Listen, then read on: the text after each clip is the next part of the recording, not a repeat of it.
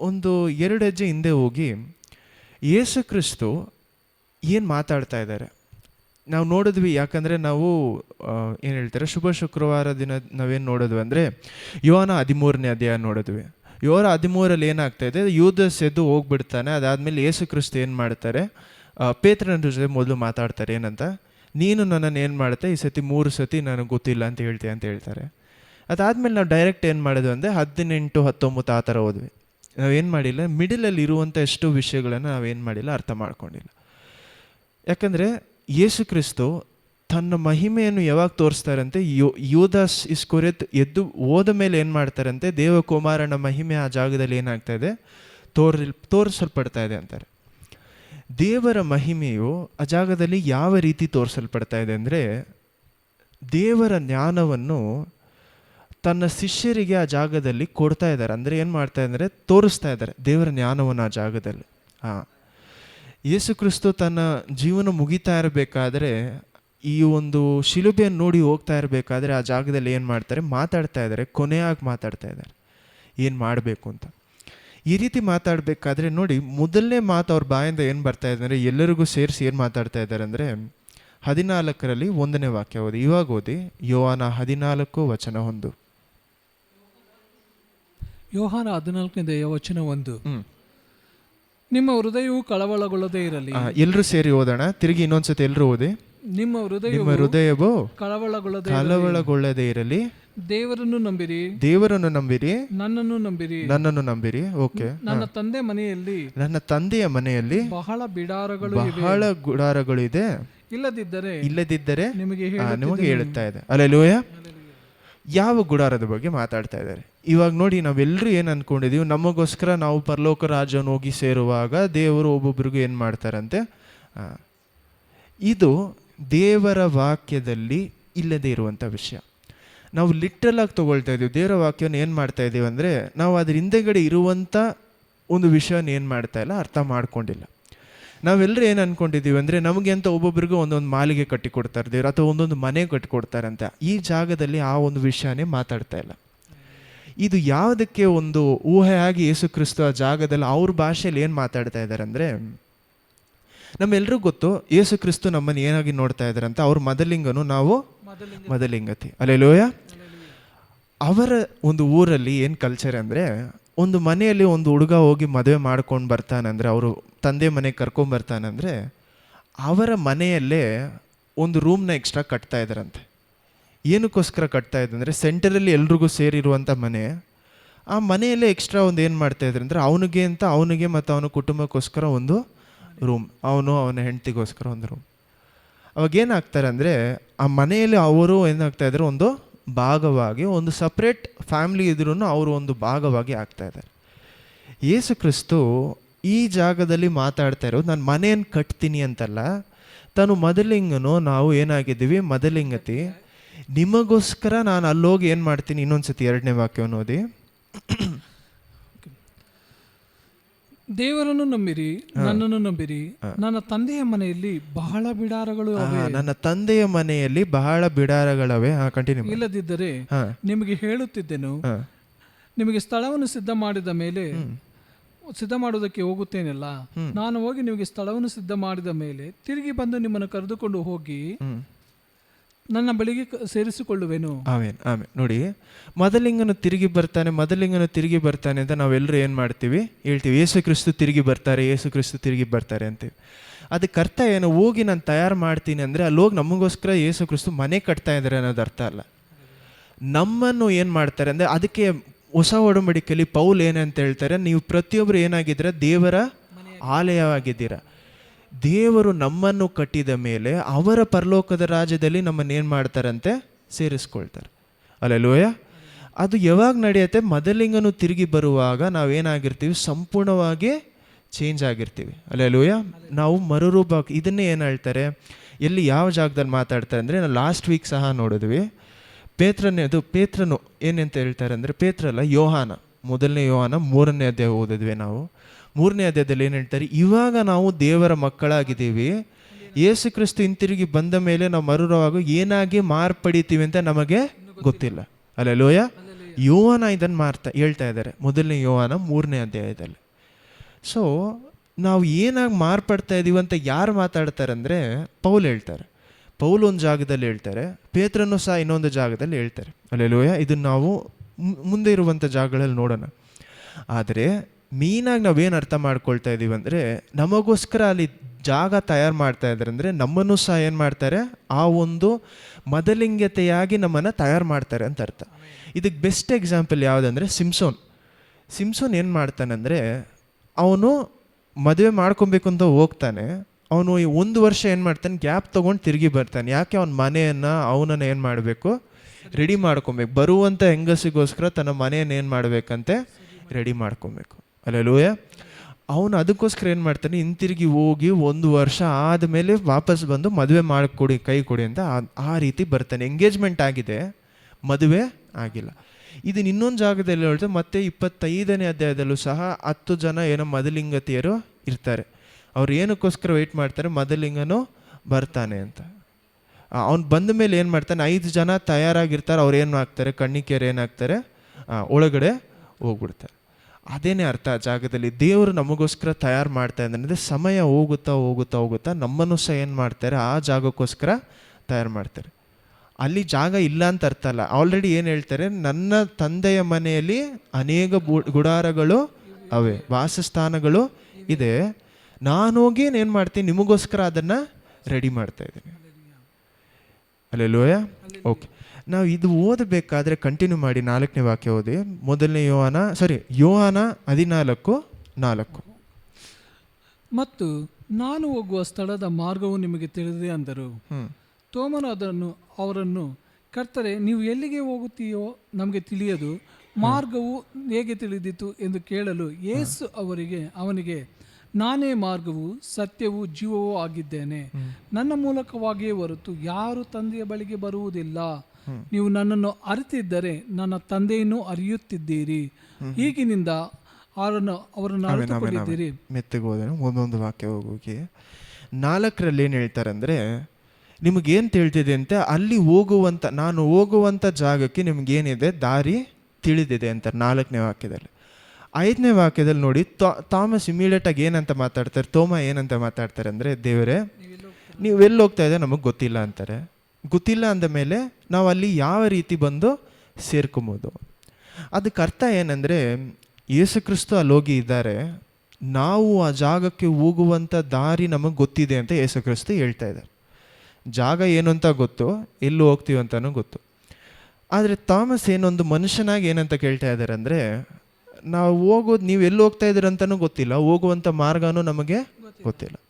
ಅದಕ್ಕೆ ಯೇಸು ಕ್ರಿಸ್ತು ಒಂದು ವಿಷಯವನ್ನು ಹೇಳ್ತಾರೆ. ಏನಂತ ಹೇಳ್ತಾರೆ, ನಾನೇ ಮಾರ್ಗವು, ನಾನೇ ಸತ್ಯವು, ನಾನೇ ಜೀವವಾಗಿದ್ದೇನೆ. ನನ್ನ ಬಿಟ್ಟು ಬೇರೆ ಯಾರು ನನ್ನ ಮೂಲಕ ಇಲ್ಲದೆ ಬೇರೆ ಯಾರ ಮೂಲಕ ನೀವು ದೇವರನ್ನು ಹೋಗಿ ತಂದೆಯನ್ನು ಹೋಗಿ ಸೇರುವುದಕ್ಕೆ ಸಾಧ್ಯನೇ ಇಲ್ಲ. ನಾನೇ ಮಾರ್ಗವು ಅನ್ನೋದಕ್ಕೆ ಅರ್ಥ ಏನು? ನಾನೇ ಸತ್ಯವು ಅನ್ನೋದಕ್ಕೆ ಅರ್ಥ ಏನು? ನಾನೇ ಜೀವ ಅನ್ನೋದಕ್ಕೆ ಅರ್ಥ ಏನು? 3 ವಿಷಯಗಳು ಹೇಳ್ತಾರೆ. ನಾವು ಎಷ್ಟೋ ಸತಿ ಕೇಳಿಸ್ಕೊಂಡಿದ್ದೀವಿ. ಯಾಕಂದರೆ 4 ಸೆಂಟೆನ್ಸ್ ಬರುತ್ತೆ. ಏನು? ನಾನೇ ಮಾರ್ಗ, ನಾನೇ ಸತ್ಯ, ನಾನೇ ಜೀವ. ನನ್ನ ಹೊರತು ತಂದೆಯ ಬಳಿಯಲ್ಲಿ ನೀವು ಯಾರು ಹೋಗೋದಕ್ಕೆ, ನನ್ನ ಹೊರತು ಬೇರೆ ಯಾರ ಮೂಲಕ ಹೋಗೋದಕ್ಕೆ ಸಾಧ್ಯನೇ ಇಲ್ಲ. 4 ವಿಷಯಗಳನ್ನು ತೋರಿಸ್ತಾ ಇದ್ದಾರೆ ದೇವರು. ಮೊದಲು ಏನು ಹೇಳ್ತಾರೆ, ನಾನೇ ಮಾರ್ಗವು. ನಾನೇ ಮಾರ್ಗವು ಅನ್ನುವಂಥ ವಿಷಯಕ್ಕೆ ಅರ್ಥ ಏನಂದರೆ, ನೋಡಿ, ಐಸಾಯ 35:8 ಮನೇಲಿ ಹೋಗೋದೆ. ಐಸಾಯ 35:8 ಏನು ಹೇಳ್ತಾರೆ ಅಂದರೆ, ಯಾವುದೇ ಅನ್ಕ್ಲೀನ್ ಆದ ವಸ್ತು, ಪರಿಶುದ್ಧತೆ ಇಲ್ಲದೇ ಇರುವಂಥ ಗಲೀಜಾದ ಒಂದು ವಸ್ತು ದೇವರ ಮಾರ್ಗದಲ್ಲಿ ನಡೆಯೋದಕ್ಕೆ ಸಾಧ್ಯ ಇಲ್ಲ ಅಂತಾರೆ. ಅದಕ್ಕೆ ಇನ್ನೊಂದು ಅರ್ಥ ಏನಂದರೆ, ಯೇಸು ಕ್ರಿಸ್ತು ಏನು ಹೇಳ್ತಾರೆ, ನಾನೇ ಮಾರ್ಗವು ಅಂತ ಹೇಳಬೇಕಾದ್ರೆ ನಾನೇ ದೇವರ ಕಟ್ಟಳೆಯಾಗಿದ್ದೀನಿ ಅಂತ ಅರ್ಥ. ದ ಲಾ ಅಂತಾರಲ್ಲ, ದೇವರ ಕಟ್ಟಳೆಗಳು ಅಂತೀವಲ್ಲ, ನಾನೇ ಮಾರ್ಗವು, ಆಜ್ಞೆಗಳನ್ನು ನಾನೇ ಮಾರ್ಗವು ಅಂತ ಹೇಳ್ತಾ ಇದ್ದಾರೆ. ಇದನ್ನೇ ಮುಂದೆ ನೀವು ಇನ್ನೊಂದು ಸತಿ ಓದಿ ನೋಡಿದ್ರೆ ಯೋಹಾನ ಸಂಪೂರ್ಣವಾಗಿ ಏನು ಹೇಳ್ತಾರೆ ಅಂದರೆ, ನನ್ನನ್ನು ಮೀರಿದ ಕಟ್ಟಳೆ ಅಂದರೆ ನಾನೇ ಏನಾಗಿದ್ದೀನಿ, ಆಜ್ಞೆಗಳಾಗಿದ್ದೀನಿ ಅಂತ ಹೇಳ್ತಾರೆ. ಐ ಆಮ್ ದ ಲಾ ಅಂತಾರೆ. ನಾನೇ ಏನು, ಮೋಸೆ ಕೊಟ್ಟ 10 ಕಟ್ಟಳೆಗಳು ನೀವು ಮುರಿತಾ ಇದ್ದೀರಲ್ಲ ಅಂತ ಹೇಳ್ಬೇಕಾದ್ರೆ ಯೇಸು ಕ್ರಿಸ್ತು ಏನು ಹೇಳ್ತಾರೆ ಅಂದರೆ, ನಾನೇ ಮಾರ್ಗವಾಗಿದ್ದೀನಿ, ನಾನೇ ಏನಾಗಿದ್ದೀನಿ, ನಾನೇ ಆಜ್ಞೆಗಳಾಗಿದ್ದೀನಿ. ಯಾಕಂದರೆ ಪರಿಶುದ್ಧತೆ ಇಲ್ಲದೆ ದೇವರನ್ನು ಕಾಣುವುದು ಸಾಧ್ಯವಿಲ್ಲ, ನಮ್ಮೆಲ್ಲರೂ ಗೊತ್ತಿರುವಂಥ ವಾಕ್ಯ.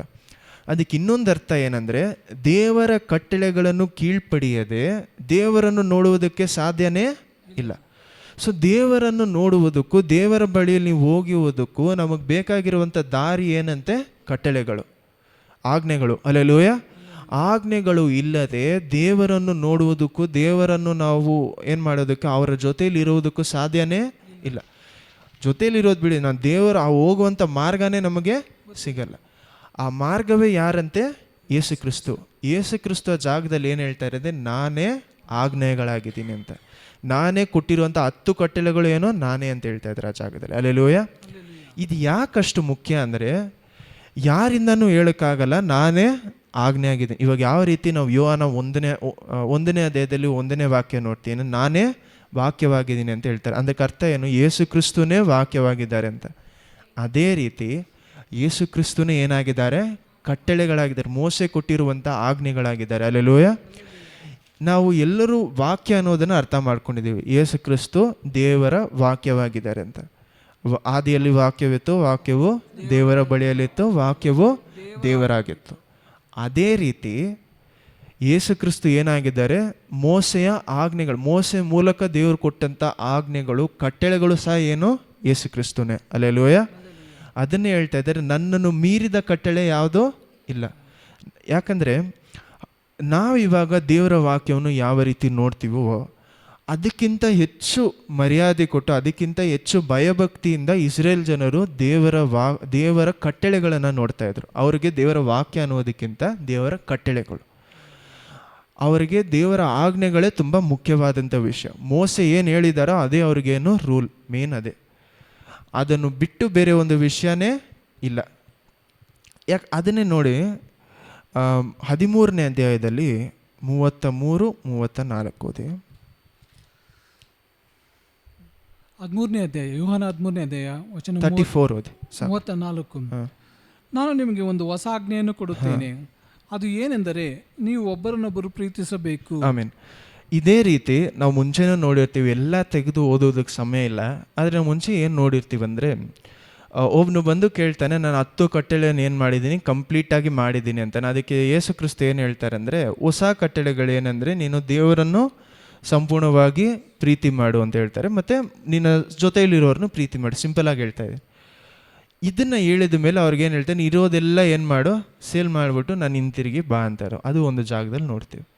ಇನ್ನೊಂದು ಕಡೆ ನಾವೇನು ನೋಡ್ತೀವಿ ಅಂದರೆ, ಈ ಜಾಗದಲ್ಲಿ ಏನು ಹೇಳ್ತಾರೆ, ಹೊಸ ಕಟ್ಟಳೆಯನ್ನು ಏನು ಮಾಡ್ತೇನೆ ನಿಮಗೆ ಕೊಡ್ತಾ ಇದೆ. ಹಳೆ ಕಟ್ಟಳೆಗಳು ಸಂಪೂರ್ಣವಾಗದೆ ಹೋದರೆ ಹೊಸ ಕಟ್ಟಳೆಯನ್ನು ಕೊಡುವುದಕ್ಕೆ ಸಾಧ್ಯನೇ ಇಲ್ಲ.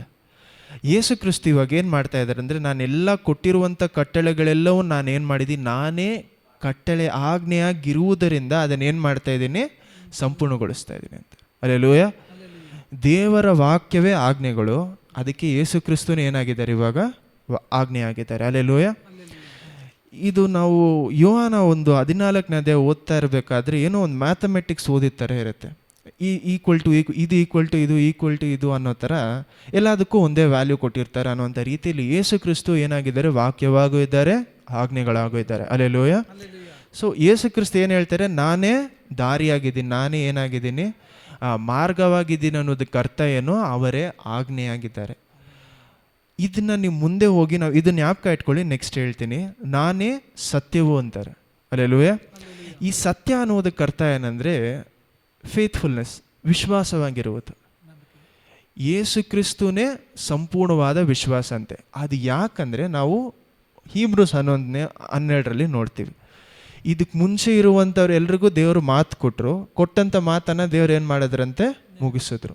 ಇಲ್ಲಿ ಯೇಸು ಕ್ರಿಸ್ತು ತನ್ನನ್ನು ತಾನು ದೇವರು ಅಂತ ತೋರಿಸ್ಕೊಳ್ತಾ ಇದ್ದಾರೆ. ಏನಂತ, ಹೇಳಿರುವಂಥ ಮಾತನ್ನು ನಾನು ಮುಗಿಸಿದ್ದೀನಿ, ನಿಮಗೆ ಇವಾಗ ಹೊಸ ಒಡಂಬಡಿಕೆಯಲ್ಲಿ ಕೊಡ್ತಾ ಇರುವಂಥ ವಾಕ್ಯಗಳನ್ನು, ಮಾತನ್ನು ಮುಗಿಸದೆ ನಾನು ಏನು ಮಾಡಲ್ಲ, ಬಿಡುವುದಿಲ್ಲ. ಹಲ್ಲೆಲೂಯಾ. ಅದನ್ನು ಹೇಳುವುದಕ್ಕೆ ಏನು ಹೇಳ್ತಾರೆ, ನಾನೇ ಮಾರ್ಗವು, ನಾನೇ ಸತ್ಯವು. ಸತ್ಯವೇ ಅನ್ನೋದಕ್ಕೆ ಅರ್ಥ ಏನು, ನಾನೇ ವಿಶ್ವಾಸವಾಗಿದ್ದೀನಿ, ನಾನು ಹೇಳಿರುವುದನ್ನು ಏನು ಮಾಡ್ತೀನಿ, ಮಾಡಿ ಮುಗಿಸ್ತೇನೆ. ಹಲ್ಲೆಲೂಯಾ. ಮೂರನೇ ವಿಷಯ ಏನಂದರೆ, ನಾನೇ ಜೀವವೂ ಆಗಿದ್ದೀನಿ. ಇದು ಎಷ್ಟು ದೊಡ್ಡ ವಿಷಯ ಅಂದರೆ, ನಾವು ಇದನ್ನು ಸಿಂಪಲಾಗಿ ಗೊತ್ತೀವಿ, ನಾನೇ ಜೀವು, ನಾನೇ ಜೀವು, ನಾನೇ ಜೀವು ಅಂತ. ಆದರೆ ಎಲ್ಲ ಜನರು ನಂಬುವಂಥ ಒಂದು ವಿಷಯ ಏನಾಗಿತ್ತು, ಏನಾಗಿದೆ ಇವಾಗವರೆಗೂ ಅಂದರೆ, ಎಲ್ಲ ಜೀವವು ದೇವರ ಬಳಿಯಿಂದ ಮಾತ್ರ ಬರ್ತಾ ಇದೆ. ಎಲ್ಲ ಜೀವವು ದೇವರ ಬಳಿಯಿಂದ ಬರ್ತಾ ಇದೆ ಅಂದರೆ ಇದು ಒಂದು ರೀತಿಯಾದ ನಂಬಿಕೆಯನ್ನು ಸಹ ಇಟ್ಕೊಳ್ಳಿ. ಒಂದು ಆತ್ಮಕ್ಕೆ ಏನಿಲ್ಲ ಅಂತೆ ಸಾವಿಲ್ಲ ಅಂತ ನಮ್ಮೆಲ್ರಿಗೂ ಗೊತ್ತು. ಆತ್ಮ ಏನಾಗಲ್ಲ, ಸಾವಾಗೋದಿಲ್ಲ ಅಂತ ನಾವು ನಂಬ್ತೀವಿ.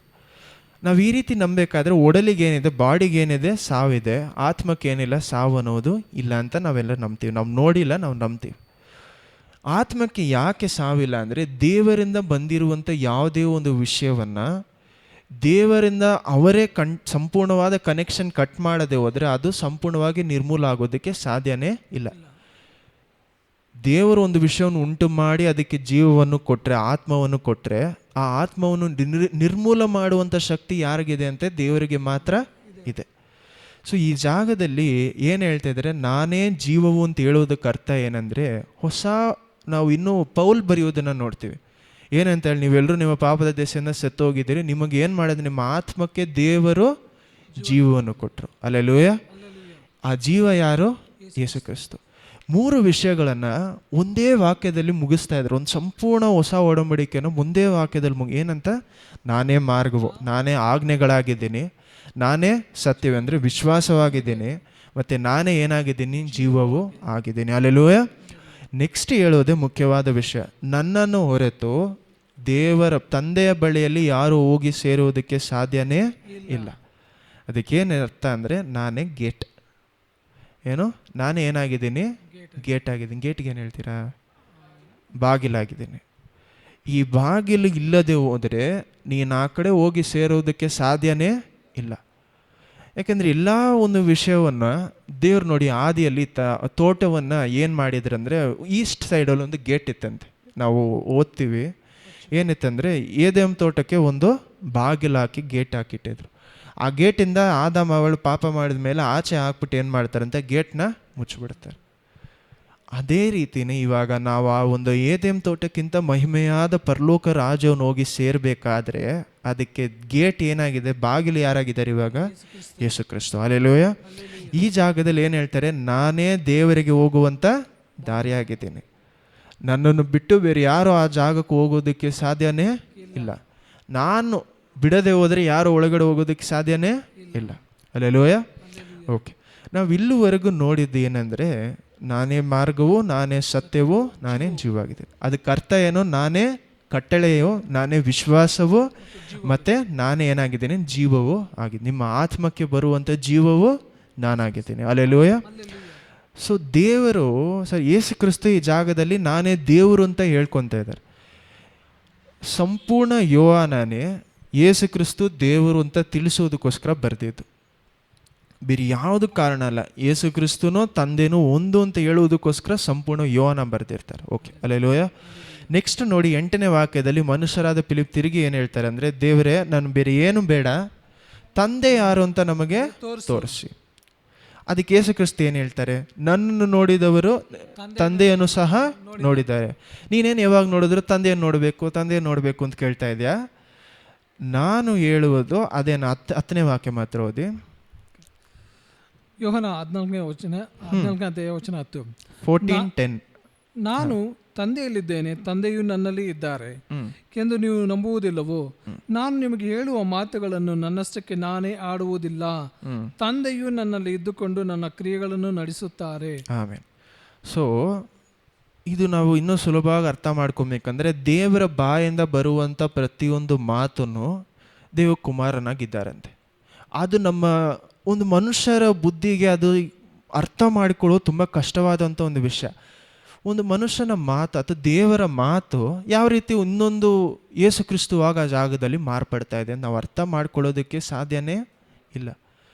ಇವಾಗ ಫಾರ್ ಎಕ್ಸಾಂಪಲ್, ನಾವು ಮಾತು ಬಿಡ್ತಾ ಇದ್ದೀವಿ, ಮಾತು ಬಿಟ್ಟಿದ್ದು ಒಂದು ಸಂಪೂರ್ಣವಾದ ದೇವರಾಗಿರುವುದಕ್ಕೆ ಸಾಧ್ಯ. ಅದೇ ರೀತಿಯೇ ದೇವರು ಮಾತು ಬಿಟ್ಟರೆ ಅದು ದೇವರಾಗೇ ಇದೆ ಅಂತೆ. ಅವರ ಮಾತು, ಬರೀ ಮಾತು ದೇವರಾಗೆ ಇದೆ ಅಂತ ಹೇಳುವಂಥ ಒಂದು ಜಾಗ ಇದು. ನೀವು ಕೂತ್ಕೊಂಡು ನೀವು ತಿರುಗಿ ಓದ್ತಾ ಇದ್ದರೆ ಈ ಒಂದು 2-3 ವಾಕ್ಯಗಳು ಹೆಚ್ಚಿನ ಅರ್ಥ ಬರುತ್ತೆ.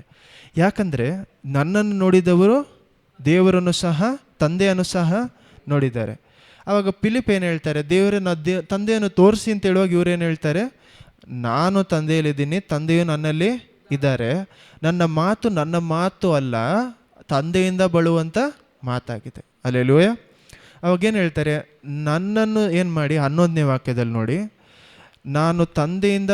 ತಂದೆಯು ನನ್ನಲ್ಲಿದ್ದಾರೆ ಮತ್ತು ನಾನು ತಂದೆಯಲ್ಲಿದ್ದೀನಿ ಅಂತ ಹೇಳಿದರೆ ನಾನು ಹೇಳೋದನ್ನು ನಂಬಿ, ಅಥವಾ ಅಟ್ಲೀಸ್ಟ್ ನಾನು ಮಾಡುವುದನ್ನು ನೋಡಿ ಏನು ಮಾಡಿ ಅದನ್ನು ನಂಬಿ ಅಂತಾರೆ. ಯಾವ ಕ್ರಿಯೆ ಕುರಿತಾಗಿ ಮಾತಾಡ್ತಾ ಇದ್ದಾರೆ? ಓಕೆ, ಇವ್ರು ಹೇಳಿದ್ರೆ ಶಿಲುಬೆ ಪ್ರೀತಿಯ ಕುರಿತು ಮಾತಾಡ್ತಾ ಇದ್ದಾರೆ. ಯಾವುದು? 11ನೇ ವಾಕ್ಯ ಓದಿ, ಕ್ಲಾರಿಟಿ ಬರಲಿ. 11 ಓದಿ.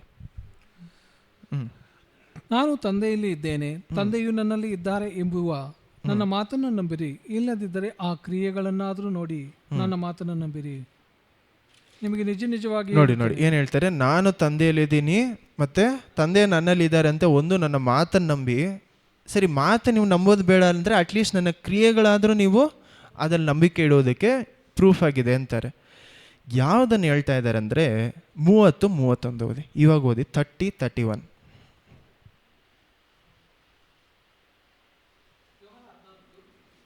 ಯೋಹಾನ 14:30-31.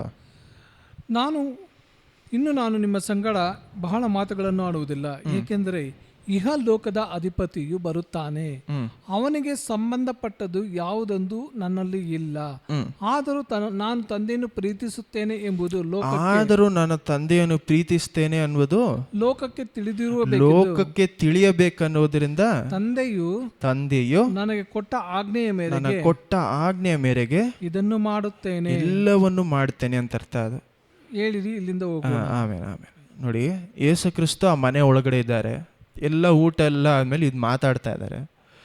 ಊಟ ಮಾಡಿ ಎಲ್ಲ ಮಾತಾಡ್ತಾ ಇರಬೇಕಾದ್ರೆ ಏನು ಹೇಳ್ತಾ ಇದ್ದಾರೆ ಅಂದರೆ, ಈ ಲೋಕವು ನಾನು ಯಾರು ಅಂತ ತಿಳ್ಕೊಬೇಕು, ಆ ಕಾರಣದಿಂದ ತಂದೆ ಹೇಳಿರುವಂಥ ಎಲ್ಲ ವಿಷಯಗಳು, ಅವ್ರು ಏನೆಲ್ಲ ಆಜ್ಞೆಗಳು ಕೊಡ್ತಾರೋ ಎಲ್ಲವನ್ನೂ ನಾನು ಏನು ಮಾಡ್ತೀನಿ, ಮಾಡಿ ಪೂರೈಸ್ತೀನಿ ಅಂತ. ತಂದೆ ನನ್ನ ಹತ್ರ ಏನು ಕೇಳಿದ್ರು ನಾನೇನು ಮಾಡ್ತೀನಿ, ಮಾಡಿ ಪೂರೈಸ್ತೀನಿ. ಯಾಕೆಂದರೆ ಈ ಲೋಕ ಅರ್ಥ ಮಾಡ್ಕೊಬೇಕು ಏನಂತ, ನಾನು ತಂದೆಯನ್ನು ಪ್ರೀತಿಸ್ತೇನೆ ಅಂತ. ಹಳೆಯ ಒಡಂಬಡಿಕೆಯಲ್ಲಾಗಿರಲಿ ಹೊಸ ಒಡಂಬಡಿಕೆ ಆಗಿರಲಿ, ಒಂದು ರಾಜ ಹೇಳುವುದನ್ನು ನಾವು ಕೇಳ್ತಾ ಇದ್ದೀವಿ ಅಂದರೆ ಅದು ಭಯದಿಂದ ಇರುತ್ತೆ. ಯಾಕಂದರೆ ಅವ್ರು ಅಷ್ಟು ದೊಡ್ಡವರು, ಏನು ಮಾಡ್ತಾರೆ, ನಾನು ಏನಾದರೂ ತಪ್ಪಾಗಿ ಮಾಡಿಲ್ಲ ಅಂದರೆ ನನ್ನನ್ನು ಸಾಯಿಸ್ಬಿಡ್ತಾರೆ ಅನ್ನೋಂಥ ಭಯದಿಂದ. ಇಲ್ಲಿ ನೋಡಿ, ಯೇಸು ಕ್ರಿಸ್ತ ಏನು ಹೇಳ್ತಾ ಇದ್ದಾರೆ, ನಾನು ತಂದೆಯನ್ನು ಅಂದರೆ ನನ್ನ ರಾಜನನ್ನು ನಾನು ಪ್ರೀತಿ ಮಾಡ್ತಾ ಇದ್ದೀನಿ, ಆ ಕಾರಣದಿಂದ ಅವ್ರು ಹೇಳೋದೆಲ್ಲವನ್ನು ನಾನು ಏನು ಮಾಡ್ತೀನಿ, ಮಾಡಿ ಪೂರೈಸ್ತೀನಿ ಅಂತ ಇದ್ದಾರೆ. ಹಲ್ಲೆಲೂಯಾ. ಅದು ಏನು ಮಾಡಬೇಕಂತೆ, ಈ ಲೋಕವು ತಿಳ್ಕೊಬೇಕು. ಈ ಲೋಕವು ದೇವರನ್ನು ನೋಡಿ ಕೀಳ್ಪಡೆಯುವುದಕ್ಕೆ ಕಾರಣ ಏನಾಗಿರಬೇಕು, ಪ್ರೀತಿ. ಭಯ ಅಲ್ಲ, ಪ್ರೀತಿ ಅಂತ ಚೇಂಜ್ ಮಾಡ್ತಾ ಇರೋ ಜಾಗದಲ್ಲಿ. ಹಲ್ಲೆಲೂಯಾ. ಇದನ್ನು ತಿಳಿಸಿಕೊಡುವಂಥ ವಾಕ್ಯನೇ ಇದು. ಏನಂತ, ನಾನು ಮಾಡುವಂಥ ವಿಷಯಗಳನ್ನ ಇಟ್ಕೊಂಡಾದರೂ ನೀವೇನು ಮಾಡಿ ನನ್ನೆಲ್ಲ ನಂಬಿ. ನೀವು ದೇವರನ್ನು ನೋಡಿ ಭಯಪಡುವುದು ಬೇಡ, ದೇವರನ್ನು ನೋಡಿ ನೀವೇನು ಮಾಡಬೇಕು, ಪ್ರೀತಿ ಮಾಡಬೇಕು. ಪ್ರೀತಿಯಿಂದ ಏನು ಮಾಡಬೇಕು, ಕಟ್ಟಳೆಗಳನ್ನು ಕೀಳ್ಪಡಿಬೇಕು. ಇದು 2 ವಾಕ್ಯಗಳಲ್ಲಿ ಪ್ರೂವ್ ಮಾಡ್ತಾರೆ. ಯಾವುದಂದರೆ 21-23.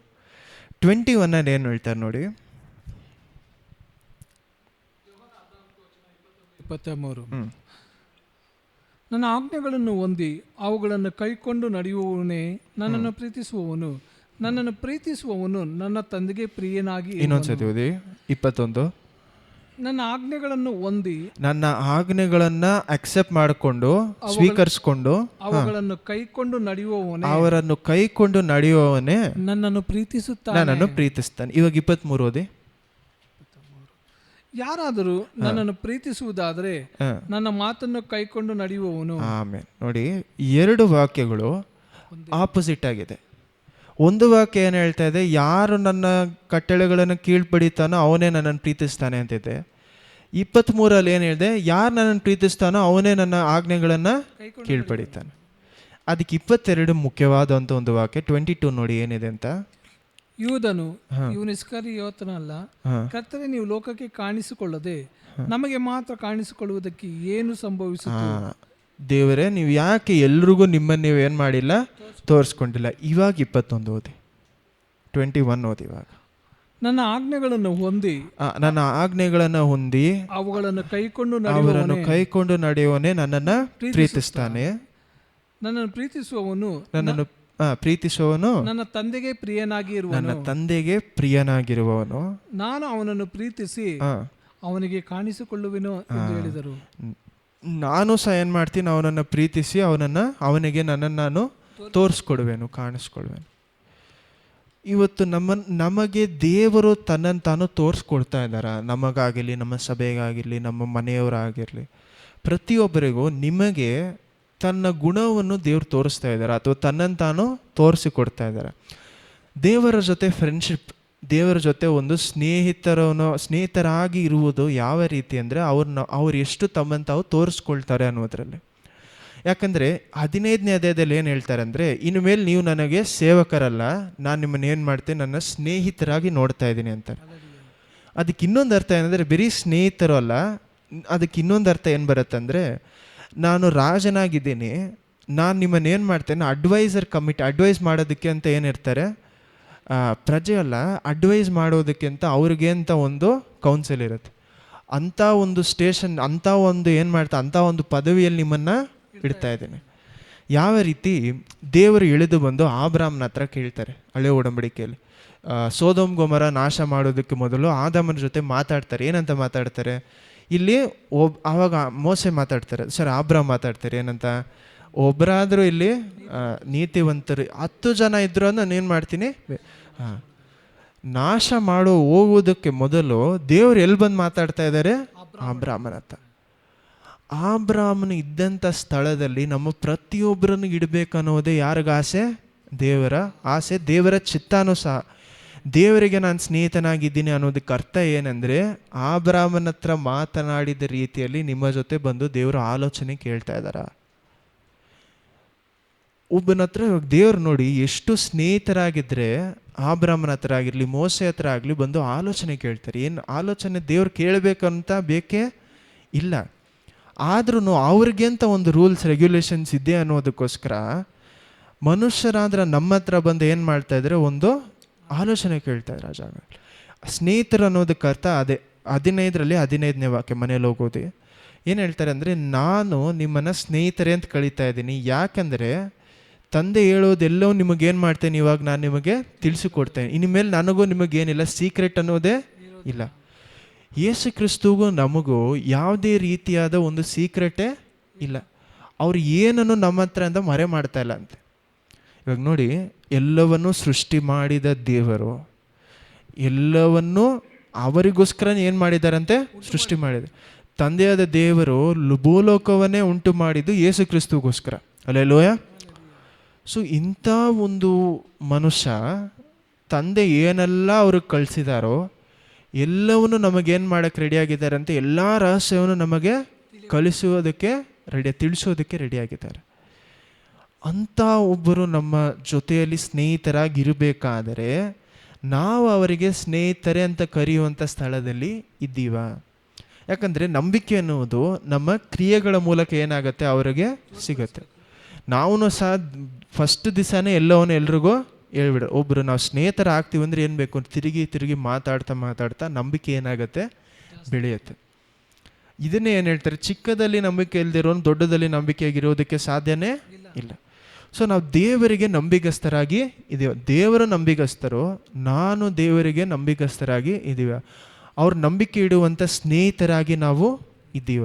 ಯಾಕಂದರೆ ದೇವರು ಸ್ನೇಹಿತರಾಗಬೇಕು ಅಂತ ಏನಿದ್ದಾರೆ, ತಯಾರಾಗಿದ್ದಾರೆ. ನಾವು ಆ ಜಾಗದಲ್ಲಿ ಇದ್ದೀವ. ಓಕೆ, ನಾವು ಇನ್ನೂ ಇದನ್ನು ಕಂಟಿನ್ಯೂ ಮಾಡಿ ನೋಡಬೇಕಾದ್ರೆ ಇಲ್ಲೇನು ಹೇಳ್ತಾರೆ, ಯಾರು ಈ ರೀತಿ ನನ್ನನ್ನು ದೇವರನ್ನು ಪ್ರೀತಿ ಮಾಡಿ ಅವರ ಕಟ್ಟಳೆಗಳನ್ನು ಕೀಳ್ಪಡೆಯುತ್ತಾರೋ ನೋಡಿ, ಫಸ್ಟ್ ಹೇಳ್ತಾರೆ ಏನಂತ, 21 ಓದಿ, ಆಮೇಲೆ 23 ಓದಿ. ನಾನು ಹೇಳ್ತೀನಿ 21-23. ನನ್ನ ಆಜ್ಞೆಗಳನ್ನು ಹೊಂದಿ ಅವುಗಳನ್ನು ಕೈಕೊಂಡು ನಡೆಯುವವನೇ ನನ್ನನ್ನು ಪ್ರೀತಿಸುವವನು. ನನ್ನನ್ನು ಪ್ರೀತಿಸುವವನು ನನ್ನ ತಂದೆಗೆ ಪ್ರಿಯನಾಗಿ ಇರುವನು. ನೋಡಿ, ನೀವು ಯೇಸು ಕ್ರಿಸ್ತುವನ್ನ ಪ್ರೀತಿಸಿದರೆ ತಂದೆ ಏನು ಮಾಡ್ತಾರೆ ಅಂತ ನಿಮಗೆ ಪ್ರೀತಿ ಮಾಡ್ತಾರೆ. ಅಲ್ಲೆಲ್ಲೂಯ. ಓಕೆ, ನಾನು ಸಹ ಅವನನ್ನು ಪ್ರೀತಿಸ್ತೇನೆ ಮತ್ತು ನನ್ನನ್ನು ಏನು ಮಾಡ್ತೀನಿ, ಅವನಿಗೆ ತೋರಿಸ್ಕೊಡ್ತೀನಿ. ನೀವು ದೇವರನ್ನು, ತಂದೆಯಾದ ದೇವರನ್ನು ತೋರಿಸ್ಕೊಳ್ಳುವುದು ಅಷ್ಟು ಸುಲಭವಾದ ವಿಷಯನೇ ಅಲ್ಲ. ನಾವು ಹೇಳ್ತೀವಲ್ಲ, ಈ ಜೀವಮಾನ ಪೂರ್ತಿ ಅಲ್ಲ, ಇನ್ನೂ ಸಂಪೂರ್ಣವಾದ ಜೀವಮಾನ ನಿಮಗೆ ಕೊಟ್ಟರು ತಂದೆಯನ್ನು ಸಂಪೂರ್ಣವಾಗಿ ಅರ್ಥ ಮಾಡ್ಕೊಳ್ಳೋದಕ್ಕೆ ಸಾಧ್ಯನೇ ಇಲ್ಲ. ದೇವರನ್ನು ಸಂಪೂರ್ಣವಾಗಿ ಅರ್ಥ ಮಾಡ್ಕೊಳ್ಳೋದಕ್ಕೆ ಸಾಧ್ಯನೇ ಇಲ್ಲ. ನಾವು ಯೋಚನೆ ಮಾಡುವಂಥ ಸಮಯ ಅನ್ನುವಂಥ ವಿಷಯವಾಗಿರಲಿ, ನಾವು ನೋಡುವಂಥ ಲೋಕವಾಗಿರಲಿ, ಎಲ್ಲ ವಿಷಯಗಳನ್ನು ಸೃಷ್ಟಿ ಮಾಡಿದ ದೇವರು ಇದನ್ನು ಬಿಟ್ಟು ಆಚೆ ಏನಾಗಿದ್ದಾರಂತೆ ವಾಸ ಮಾಡ್ತಾ ಇದ್ದಾರೆ. ಅಂಥ ಒಂದು ದೇವರ ಜ್ಞಾನವನ್ನು, ಬುದ್ಧಿಯನ್ನು, ಅವರ ಆಲೋಚನೆಯನ್ನು ಸಂಪೂರ್ಣವಾಗಿ ನಾವು ಅರ್ಥ ಮಾಡಿಕೊಳ್ಳೋದಕ್ಕೆ ಸಾಧ್ಯನೇ ಇಲ್ಲ.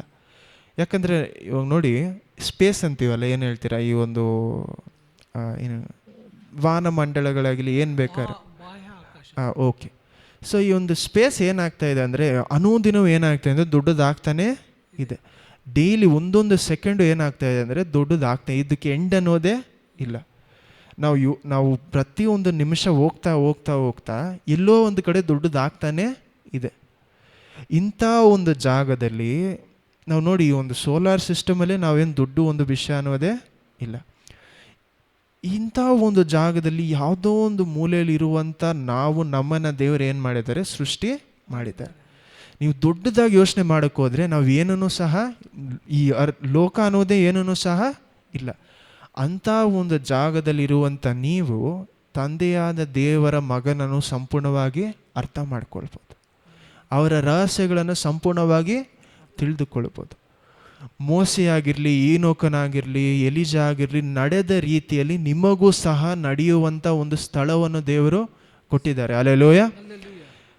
ಇಂಥ ಒಂದು ಸ್ಥಳವನ್ನು ನಾವು ಉಪಯೋಗ ಪಡಿಸ್ಕೊಳ್ತಾ ಇದ್ದೀವ? ನಮ್ಮ ಒಳ್ಳೆಯದಕ್ಕೋಸ್ಕರ ಅಲ್ಲ, ಅವರನ್ನು ತಿಳಿದುಕೊಳ್ಳೋದಕ್ಕೋಸ್ಕರ ಉಪಯೋಗ ಪಡಿಸ್ತಾ ಇದ್ದೀವ. ಹಲ್ಲೆಲೂಯಾ. 23 ಓದಿವಾಗ, ಯಾರಾದರೂ ನನ್ನನ್ನು ಪ್ರೀತಿಸುವವನಾದರೆ ನನ್ನ ಮಾತನ್ನು ಕೈಕೊಂಡು ನಡೆಯುವವನು, ಅವನನ್ನು ನನ್ನ ತಂದೆಯು ಪ್ರೀತಿಸುವರು, ಮತ್ತು ನಾವಿಬ್ಬರು ಅವನ ಬಳಿಗೆ ಬಂದು ನಾವಿಬ್ಬರು ಅವನ ಬಳಿಗೆ ಬಂದು ಅವನ ಬಳಿಯಲ್ಲಿ ಬೀಡಾರವನ್ನು ಮಾಡಿಕೊಳ್ಳುವೆವು. ಆಮೇನ್. ಇವಾಗ ತಾನೇ ಹೇಳಿದ್ರು, ನನ್ನ ತಂದೆಯ ಮನೆಯಲ್ಲಿ ಅನೇಕ ವಾಸಸ್ಥಾನಗಳಿದೆ ಅಂತ. ಅದೇ ಮನುಷ್ಯ 23ರಲ್ಲಿ ಏನು ಹೇಳ್ತಾರೆ, ನಾನು ನನ್ನ ತಂದೆಯ ಬಂದು ಅವನಲ್ಲಿ ಏನಾಗಿರ್ತೀವಿ, ವಾಸವಾಗಿರ್ತೀವಿ. ಏನು ಹೇಳ್ತಾರೆ, ಅವನ ಒಳಗಡೆ, ಒಂದು ಮನುಷ್ಯನ ಒಳಗಡೆ ನಾನು ಏನಾಗಿರ್ತೀನಿ, ವಾಸವಾಗಿರ್ತೀನಿ. ಹಲ್ಲೆಲೂಯಾ. ನಾವು ಇನ್ನು ಮೇಲೆ ಹೋಗಿ ದೇವರಲ್ಲಿ ವಾಸವಾಗಬೇಕು, ಅವರ ಮನೆಯಲ್ಲಿ ವಾಸವಾಗೋದು ಬೇರೆ ಒಂದು, ಏನು ಹೇಳ್ತಾರೆ, ಎಕ್ಸ್ಪೀರಿಯನ್ಸ್, ಅದು ಬೇರೆ. ಆದರೆ ಈ ಲೋಕದಲ್ಲಿ ಇರುವಾಗಲೂ ಸಹ ತಂದೆಯು ಮಗನು ಅಂದರೆ ದೇವರು ಮತ್ತು ಯೇಸು ಕ್ರಿಸ್ತನು ನಮ್ಮೊಳಗಡೆ ಪವಿತ್ರಾತ್ಮರಾಗಿ ಏನಾಗಿದ್ದಾರೆ, ವಾಸವಾಗಿದ್ದಾರೆ. ಅವರ ಗೂಢಾರವಾಗಿದ್ದೀವಂತೆ, ಅವರು ಮನೆಯಾಗಿದ್ದೀವಿ. ಹಲ್ಲೆಲೂಯಾ. ನಾವು ದೇವರ ಆಲಯ ಆಗಿದೆ. ದೇವರ ಆಲಯ, ಅದಕ್ಕೆ ಅರ್ಥ ಏನಂದರೆ ಅವರು ನಮ್ಮಲ್ಲಿ ಏನಾಗಿದ್ದಾರೆ. ಯಾವಾಗ 23 ಇವಾಗ ಓದಿ, ಯಾರು ನನ್ನನ್ನು ಪ್ರೀತಿ ಮಾಡಿ, ಓದಿ, ಯಾರಾದರೂ ನನ್ನನ್ನು ಪ್ರೀತಿಸುವವನಾದರೆ ನನ್ನ ಮಾತನ್ನು ಕೈಕೊಂಡು ನಡೆಯುವವನು, ಅವನನ್ನು ನನ್ನ ತಂದೆಯು ಪ್ರೀತಿಸುವರು. ಆಮೇಲೆ ನೀವು ದೇವರ ಆಜ್ಞೆಗಳನ್ನು ಕೀಳ್ಪಡೆಯದೆ ಹೋದರೆ ಅವರನ್ನು ಪ್ರೀತಿ ಮಾಡುವುದಕ್ಕೆ ಸಾಧ್ಯನೇ ಇಲ್ಲ. ಅವರನ್ನು ಪ್ರೀತಿ ಮಾಡದೆ ಹೋದರೆ ಅವರ ಆಜ್ಞೆಗಳನ್ನು ಕೀಳ್ಪಡೆಯೋದಕ್ಕೆ ಸಾಧ್ಯನೇ ಇಲ್ಲ. ಅವರ ಆಜ್ಞೆಗಳನ್ನು ಮತ್ತು ಅವರನ್ನು ಪ್ರೀತಿನೂ ಮಾಡದೆ ಹೋದರೆ ದೇವರು ನಿಮ್ಮಲ್ಲಿ ತಂಗೋದಕ್ಕೆ ಸಾಧ್ಯನೇ ಇಲ್ಲ. ಅವ್ರು ನಿಮ್ಮಲ್ಲಿ ಗೂಢಾರ ಇರುವುದಕ್ಕೆ ಒಂದೇ ಕಾರಣ ಏನಂದರೆ, ಯಾರು ನನ್ನನ್ನು ಪ್ರೀತಿ ಮಾಡುತ್ತಾನೋ ಅವನು ನನ್ನ ಆಜ್ಞೆಗಳನ್ನು ಕೀಳ್ಪಡೆಯುತ್ತಾನೆ. ಆಜ್ಞೆಗಳು ಕೀಳ್ಪಡೆಯುತ್ತಾನೆ ಅನ್ನೋದಕ್ಕೆ ಅರ್ಥ ಏನಂದರೆ ತನ್ನನ್ನು ನಾನು ಪರಿಶುದ್ಧವಾಗಿ ಇಟ್ಕೊಳ್ತಾನೆ. ಹಲ್ಲೆಲೂಯಾ.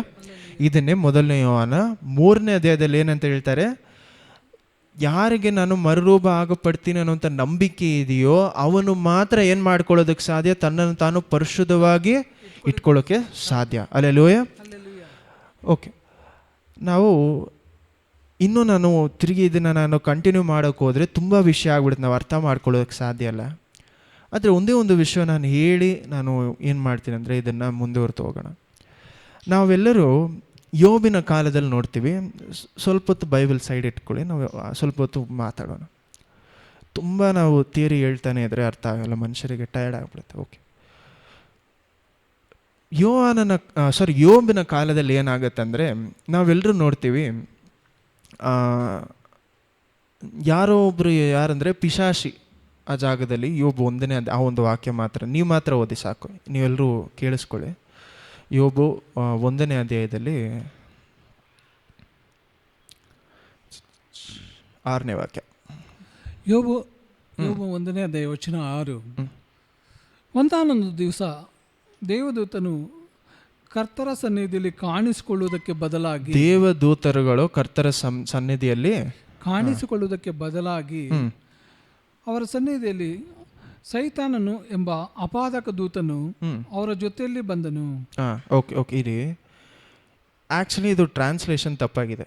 ಯಾಕಂದರೆ ಅವರ ಭಾಷೆಯಲ್ಲಿ ಸೈತಾನನು ಅನ್ನೋದು ಒಂದು ಮನುಷ್ಯನೋ ಅಥವಾ ಒಂದು ದೇವದೂತನೋ ಅಲ್ಲ. ಇದು ಯಾವಾಗ ನಾವು ಹೆಚ್ಚಾಗಿ ನೋಡ್ತಾ ಇದ್ದೇವೆ ಅಂದರೆ, ಈ ಒಂದು ಹಳೆಯ ಒಡಂಬಡಿಕೆಯಲ್ಲಿ ಆ್ಯಕ್ಚುಲಿ ಸಾತಾನ್ ಅನ್ನುವಂಥ ಒಂದು ವಿಷಯನೇ ಇರಲಿಲ್ಲ. ಹಳೆಯ ಒಡಂಬಡಿಕೆಯಲ್ಲಿ ಎಲ್ಲಂದರೆ ಆರಂಭ ಕಾಲದಲ್ಲಿ ಹೇಳ್ತಾ ಇದ್ದೀನಿ. ಯಾಕೆ ಆ ರೀತಿ ಇರಲಿಲ್ಲ ಅಂದರೆ, ಅದು ಒಂದು ಮನುಷ್ಯನಿಗೋ ಒಂದು ಬಿದ್ದ ದೇವದೂತನಿಗೆ ಕೊಟ್ಟಂಥ ಹೆಸರೇ ಅಲ್ಲ. ಯಾವಾಗ ಹಳೆಯ ಒಡಂಬಡಿಕೆಯಲ್ಲಿ, ಹೊಸ ಒಡಂಬಡಿಕೆಯಲ್ಲಿ ಚೇಂಜ್ ಆಗ್ತಾಯಿದೆ. ಯಾಕೆ ಅಂತ ನಾವು ನೋಡೋಣ, ಚಿಕ್ಕ ವಿಷಯನೇ ಇದು. ಆದರೆ ಹಳೆಯ ಒಡಂಬಡಿಕೆಯಲ್ಲಿ ಇಲ್ಲಿ ಯೋಬನ ಕುರಿತು, ಯಾಕಂದರೆ ಮೊದಲನೇ ಪುಸ್ತಕ ಏನಂತ ನಾವೆಲ್ಲರೂ ಹೇಳ್ತೀವಿ, ಬರೆದಿದ್ದು ಮೊದಲನೇ ಪುಸ್ತಕ ಏನಂದರೆ ಯೋಬ್ ಅಂತ ನಂಬ್ತಾರೆ ಎಷ್ಟೋ ಜನ. ಮೋಸೆ ಕಾಲದಲ್ಲಿ ಮೊದಲು ಯಾರು ಮೋಸೆ ಬರೀತಾರೆ, ಆ್ಯಕ್ಚುಲಿ ಮೋಸೆಯವರೆಗೂ ಯಾರೂ ಬರದೇ ಇಲ್ಲ. ಜೆನಿಸಸ್ಸಿಂದ ಡ್ಯೂಟ್ರಾನಮಿ ಆದಿಕಾಂಡದಿಂದ ಧರ್ಮೋಪದೇಶ ಕಾಂಡದವರೆಗೂ ಬರೆದಿದ್ದು ಯಾರಂದರೆ ಮೋಸೆ. ಧರ್ಮೋಪದೇಶ ಕಾಂಡ ಆದಮೇಲೆ ಬೇರೆಯವರೆಲ್ಲ ಬರೆಯೋಕ್ಕೆ ಪ್ರಾರಂಭಿಸ್ತಾರೆ. ಆದರೆ ಫಸ್ಟ್ ಯಾರಂದರೆ ಮೋಸೆನೇ ಏನು ಬರ್ತಾರೆ, ಜೆನಿಸಸ್ಸಿಂದ ಇದು ಧರ್ಮೋಪದೇಶ ಕಾಂಡದವರು. ಯೋಬ್ ಅನ್ನುವುದು ಮೊದಲು ನಡೆದಂಥ ವಿಷಯ ಅಂತ ಹೇಳ್ತಾರೆ ನಾವೆಲ್ಲರೂ. ಈ ಒಂದು ವಿಷಯ ಇಲ್ಲೇನಾಗ್ತಾ ಇದೆ ಅಂದರೆ, ದೇವರು ಕೂತ್ಕೊಂಡಿದ್ದಾರೆ. ಎಕ್ಸಾಂಪಲ್ಗೆ ಹೇಳ್ತೇನೆ, ದೇವರು ಅವರ ಒಂದು ರಾಜ್ಯದಲ್ಲಿ ಕೂತ್ಕೊಂಡಿದ್ದಾರೆ ಅರಣ್ಮನೆಯಲ್ಲಿ. ಅಂಥ ಒಂದು ಜಾಗದಲ್ಲಿ ಪಿಶಾಚು ಹೋಗಿ ನಿಂತ್ಕೊಂಡ ಅನ್ನೋದು ಅರ್ಥ ಅಲ್ಲ. ಅವ್ರು ಏನು ಮಾಡ್ತಾ ಇದ್ದಾರೆ ಅಂದರೆ, ಹೆವೆನ್ಲಿ ಕೌನ್ಸಿಲ್ ಅಂತಾರೆ, ಡಿವೈನ್ ಕೌನ್ಸಿಲ್ ಅಂತ ಇಂಗ್ಲೀಷಲ್ಲಿ ಪದ. ಅದಕ್ಕೆ ಅರ್ಥ ಏನಂದರೆ, ಅವರ ಒಂದು ಕೋರ್ಟ್ ನಡೀತಾ ಇದೆ ಜಾಗದಲ್ಲಿ. ಅವ್ರಿಗೆ ಅಂತ ಮಿನಿಸ್ಟರ್ಸ್ ಇದ್ದಾರೆ, ಎಲ್ರಿಗೂ ಯಾರೋ ದೇವರು ಅಪಾಯಿಂಟ್ ಮಾಡಿರುವಂಥ ಜನರು ಆ ಜಾಗದಲ್ಲಿ ಇದ್ದಾರೆ, ಏನೋ ಅವರಿಗೆ ಆಲೋಚನೆ ಕೊಡುವಂಥ ಮನುಷ್ಯರು.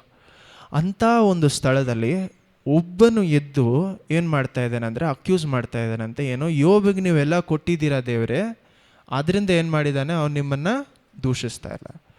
ಆ ಪದಕ್ಕೆ ಅರ್ಥ ಅಂದರೆ ಅಕ್ಯೂಸರ್ ಅಂದರೆ ನಿಮ್ಮನ್ನು ದೂಷಿಸುವವನು. ಇವಾಗ ಅದಕ್ಕೆ ಎಕ್ಸಾಂಪಲ್ ಏನಂದರೆ,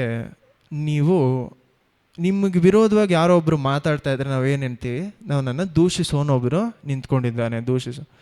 ಸಾತಾನ್ ಅಂದರೆ ಪಿಶಾಚು ಹೋಗೋ ಜಾಗದಲ್ಲಿ ಮಾತಾಡ್ತಾ ಇದ್ದಾನೆ ಅಂತ ಅರ್ಥ ಅಲ್ಲ. ಅವರ ಕೋರ್ಟಲ್ಲಿ ಯಾರೋ ಒಂದು ದೇವದೂತನು ನಿದ್ದು ಏನು ಮಾಡ್ತಾ ಇದ್ದಾನೆ, ಮಾತಾಡ್ತಾ ಇದ್ದಾರೆ. ಏನಂತ, ಈ ರೀತಿ ಯೋಬಿಗೆ ನೀವೆಲ್ಲ ಕೊಟ್ಟಿದ್ದೀರಾ, ನೀವೇನು ಕೊಡದೆ ನೋಡಿ, ಆವಾಗ ಅವನು ಏನು ಮಾಡ್ತಾನೆ, ನಿಮ್ಮನ್ನು ದೂಷಿಸಿ ಸತ್ತೋಗ್ತಾನೆ. ನೀವೆಲ್ಲ ಸೇಫ್ಟಿ ಕೊಟ್ಟಿದ್ರಿಂದಾನೇ ಅವನು ನಿಮ್ಮನ್ನು ನೋಡ್ತಾ ಇದ್ದಾನೆ ಅಂತ ದೇವದೂತರು ಮಾತಾಡ್ತಾರೆ ದೇವರನ್ನು ನೋಡಿ. ಹಲ್ಲೆಲೂಯಾ. ಇದು ಇಲ್ಲಿ ಮಾತ್ರ ಅಲ್ಲ, ಹಳೆ ಒಡಂಬಡಿಕೆಯಲ್ಲಿ ಎಲ್ಲೆಲ್ಲ ಈ ದೂಷಣೆ ಮಾಡುವವನು, ಸಾತಾನ್ ಅಂದರೆ ದೂಷಣೆ ಮಾಡುವ, ನಿಮಗೆ ವಿರೋಧವಾಗಿ ಚಾಡಿ ಹೇಳುವಂತಾರಲ್ಲ, ಅಂಥ ಒಂದು ಯಾರು ಮಾಡಿದ್ರೆ ಅವನನ್ನು ಈ ಒಂದು ಹೆಸರು ಕರೀತಾ ಇದ್ರು ಆ ಕಾಲದಲ್ಲಿ. ಲೂಸಿಫರ್ ಅಥವಾ ಬಿದ್ದೋಗವನು ಅಂತ ಎಲ್ಲಿಂದ ಬರ್ತಾ ಇದೆ ಅಂದರೆ, ಈ ಒಂದು ಅವರು ಈ ಜನರೆಲ್ಲ ದಾನಿಯೇಲನ ಕಾಲದಲ್ಲಿ ಹೋಗ್ತಾರಲ್ಲ, ಎಲ್ಲಿ ಹೋಗ್ತಾರೆ ಅಂದರೆ ಕಾನಾನ್ ದೇಶಕ್ಕೆ ಹೋಗಿ ಸೇರ್ಕೊಳ್ತಾರೆ. ಬೇರೆ ಬೇರೆ ದೇಶದಲ್ಲಿ ಏನಾಗ್ತಾರೆ ಅಂದರೆ ಸ್ಲೇವ್ ಆಗಿ ಹೋಗ್ತಾರೆ, ದಾಸತ್ವದೊಳಗಡೆ ಹೋಗ್ತಾರೆ. ಬೇರೆ ರಾಜರು ಬಂದು ಇವ್ರನ್ನ ವಿನ್ ಮಾಡ್ಕೊಂಡು ಹೋಗುವಾಗ ಅವರ ದೇಶದಲ್ಲಿ ಇರುವಂಥ ಜನರು ಏನು ಮಾಡ್ತಾರೆ, ಈ ರೀತಿ ಪಿಶಾಚಿಗಳಿದೆ ಅಂತ ಇದೆಲ್ಲ ನಂಬ್ತಾರೆ ಆ ಜನರು.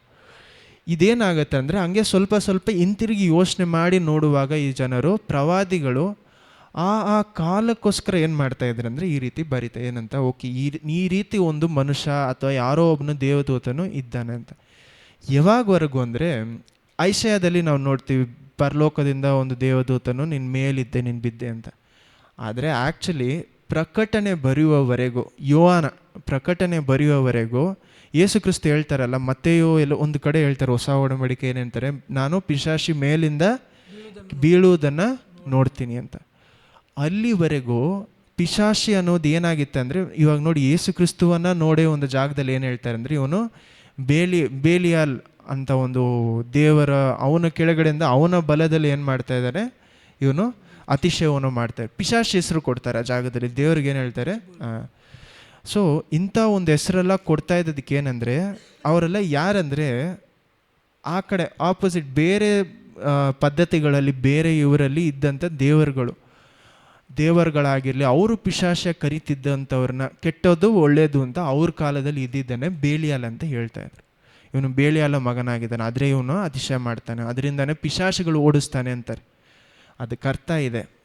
ಇದು ಹಿಸ್ಟ್ರಿ ತುಂಬ ಜಾಸ್ತಿ ಆಗತ್ತೆ. ಮೇನ್ ಪಾಯಿಂಟ್ ಏನು ಇದಕ್ಕೆ ನಾವು ಯಾಕೆ ಅರ್ಥ ಮಾಡ್ಕೊಬೇಕಂದ್ರೆ, ಪಿಶಾಚ ಅನ್ನೋದು ಎಲ್ಲಿ ಬರ್ತಾ ಇದೆ ಅಂದರೆ, ಹೊಸ ಒಡಂಬಡಿಕೆಯಲ್ಲಿ ಯೇಸು ಕ್ರಿಸ್ತು ಹೆಚ್ಚಾದ ಅರ್ಥ ಕೊಡ್ತಾ ಇದ್ದಾರೆ ನಮಗೆ. ಹಳೆ ಒಡಂಬಡಿಕೆಯಲ್ಲಿ ಈ ಒಂದು ಅರ್ಥ ಅವ್ರಿಗಿರಲೇ ಇಲ್ಲ. ಬೇರೆ ಬೇರೆ ಪದ್ಧತಿಗಳು, ಬೇರೆ ರಿಲಿಜನ್ಸ್, ಬೇರೆ ಮತಗಳು ಏನು ನಂಬ್ತಾ ಇದ್ರು ಅದನ್ನು ಸ್ವಲ್ಪ ಸ್ವಲ್ಪ ಅರ್ಥ ಮಾಡ್ಕೊಳ್ತಾ ಇದ್ರು.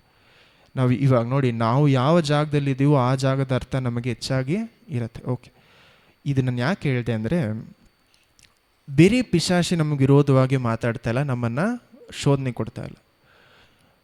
ಎಷ್ಟೋ ಸತಿ ನಮ್ಮನ್ನು ಪರಿಶೋಧನೆ ಮಾಡೋದಕ್ಕೂ ಹೊಟ್ಟೆ ಕಿಚ್ಚಿನಿಂದ ಆಗಿರಲಿ, ಆಲೋಚನೆ ಆಗಿರಲಿ, ಎಷ್ಟೋ ಬೇರೆ ವಿಷಯಗಳು ಸಹ ನಮಗೆ ವಿರೋಧವಾಗಿ ಎದ್ದು ನಿಂತ್ಕೊಳ್ಳಬಹುದು. ಆದರೆ ಯೇಸು ಕ್ರಿಸ್ತು ಇದೇ ಯೋಹಾನ 14 ಒಂದು ವಿಷಯ ಹೇಳ್ತಾರೆ. ಎಲ್ಲರೂ ಎದ್ದು ನಿಂತ್ಕೊಳ್ಳೋಣ. ಏನು ಹೇಳ್ತಾರೆ ಅಂದರೆ, ನಿಮಗೋಸ್ಕರ ಹೋರಾಡುವಂಥ ಪವಿತ್ರ ಆತ್ಮರು ನಮ್ಮ ಜೊತೆಯಲ್ಲಿ ಇದ್ದಾರೆ.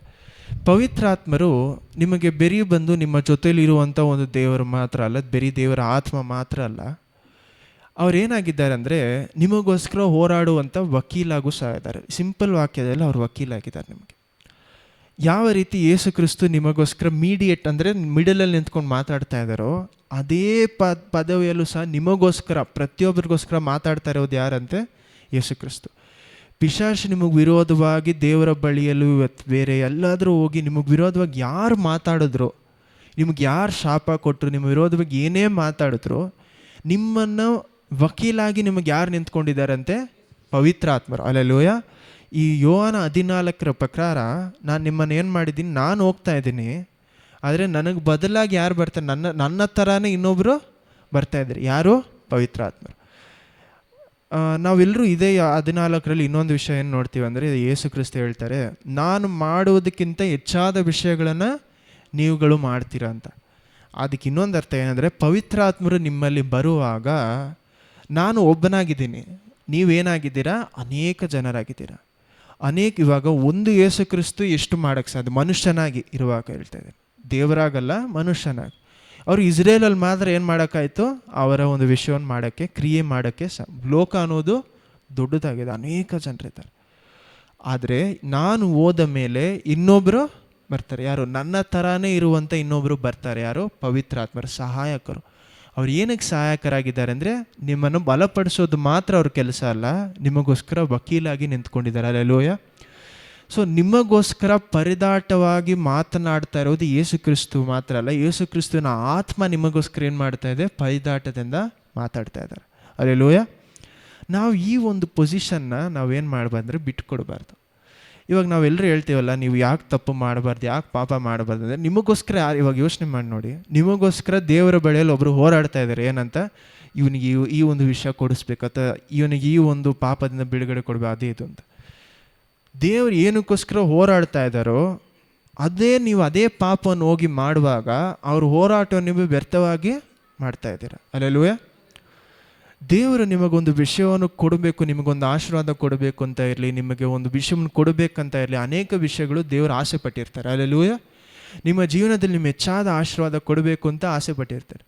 ದೇವರ ಹತ್ರ ಹೋಗಿ ನಿಮಗೋಸ್ಕರ ಮಾತಾಡ್ತಾ ಇರಬೇಕಾದ್ರೆ ಯಾರು? ಪವಿತ್ರಾತ್ಮರು, ಯೇಸು ಕ್ರಿಸ್ತು ಮಾತಾಡ್ತಾ ಇರಬೇಕಾದ್ರೆ, ನೀವು ಹೋಗಿ ಅದೇ ತಪ್ಪನ್ನು ಮಾಡುವಾಗ, ಅದೇ ಪಾಪಗಳಲ್ಲಿ ಹೋಗಿ ಸಿಕ್ಕಾಕೊಂಡಿರಬೇಕಾದ್ರೆ, ದೇವರು ನಿಮಗೋಸ್ಕರ ಹೋರಾಡುವುದು ಕಷ್ಟವಾದ ವಿಷಯ. ನಿಮ್ಮ ಆಶೀರ್ವಾದಕ್ಕೋಸ್ಕರ ಹೋರಾಡುವುದು ಕಷ್ಟವಾದ ವಿಷಯ. ಇವಾಗ ಹೋಗಿ ನಿಮಗೋಸ್ಕರ ರೆಕಮೆಂಡೇಶನ್ ಕೊಡ್ತಾ ಇದ್ದಾರೆ, ಅದೇ ಪ್ರಿನ್ಸಿಪಲ್ ಬಂದು ನೋಡಬೇಕಾದ್ರೆ ನೀವೇನು ಮಾಡ್ತಾ ಇದ್ದೀರಾ? ಇದು ತಪ್ಪಾದ ಕೆಲಸ ಇದ್ದರೆ ಅವ್ರೇನು ಹೇಳ್ತಾರೆ? ಇವನು ಇನ್ನೂ ಸರಿಯಾಗಿಲ್ಲ, ಇವನಿಗೆ ನಾನು ಇದನ್ನು ಕೊಟ್ಟರೆ ಯೂಸ್ ಇಲ್ಲ. ನಿಮ್ಮ ಆಶೀರ್ವಾದಗಳ ತಡೆ ಆಗದೇ ಇರುವುದಕ್ಕೆ ನಾವು ಏನು ಮಾಡಬೇಕು? ದೇವರು ತೋರಿಸುವಂಥ ದಾರಿಯಲ್ಲಿ ನಡೆದರೇನೆ. ಇದೇ ಯೋಹಾನ 15 ಹೇಳ್ತಾರೆ. ಏನಂತ? ನೀವು ತಂದೆಯ ಬಳಿಯಲ್ಲಿ ನನ್ನ ಹೆಸರಿನಲ್ಲಿ ಏನು ಕೇಳಿದ್ರು ನಿಮಗೆ ಅದು ನೀಡಲ್ಪಡುತ್ತೆ. ಅದಕ್ಕೆ ಅರ್ಥ ಏನಂದರೆ, ದೇವರು ನಮ್ಮಲ್ಲಿ ಇರುವುದರಿಂದ ಆ ಆಶೀರ್ವಾದಗಳನ್ನು ನಾವು ಅವರ ಮೂಲಕ ಪಡ್ಕೊಬೋದು. ಆಶೀರ್ವಾದಗಳು ಅಂದರೆ ನಾನು ಹಣಕಾಸಿನ ಕುರಿತಾಗಿ ಮಾತಾಡ್ತಾ ಇದ್ದೆ.